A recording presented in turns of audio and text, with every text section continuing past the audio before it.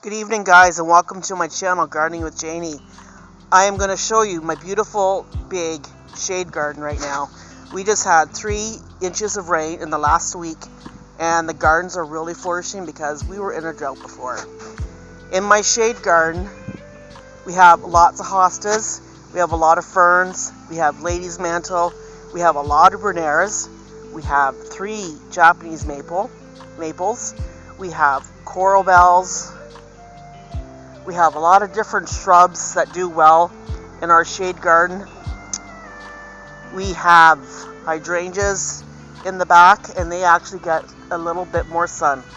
Anyways, enjoy this video. Thanks for watching. Enjoy.